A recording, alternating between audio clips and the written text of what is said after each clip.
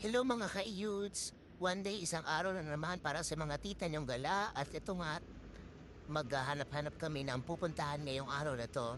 So, naisip namin tumambay lang as usual, syempre sa mall. At dahil may biglang emergency, ang ate namin pagtitripan namin siya ngayong araw na to.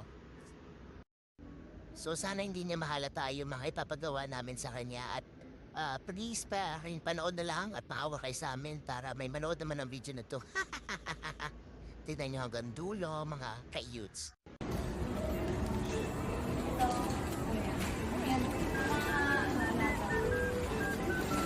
Alis ba tayo? Punta tayo ng Starbucks. Oo. May Starbucks. Hindi. Oy, wag may pakakita. Akin na! Ilagay mo muna sa loob. Oh. Kukuha ako. Akin na muna! Oh. Na ano? Naliligo ka ba? Kapaglaro ka na ba dyan? Pa. Laro ka na. Binibidyo ako labas ng... Salamat ka na lang.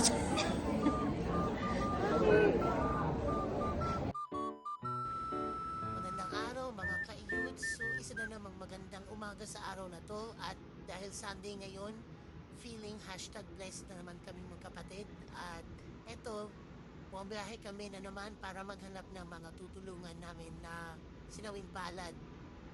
So, pupunta kami sa iba't ibang lugar. Tatry namin pumunta sa isang probinsya pero medyo malayo masyado. So, dito lang tayo sa mga kaya nating puntahan. Ang importante naman ay makatulong tayo sa tao. So, ito bumaba na kami ng sasakyan para maglakad papunta dun sa mall. Kasi medyo nagugutom na rin kami magkapatid. Baka sakali doon kami makahanap. Habang namamasyal kami dito sa mall, may nakita kaming babae na balisa, pakalat-kalat dito sa mall, kaya nilapitan namin. Yung pala, nagugutom na siya, tsaka wala siyang damit, kaya ito, binila namin ang kapatid ko ng damit tsaka pagkain.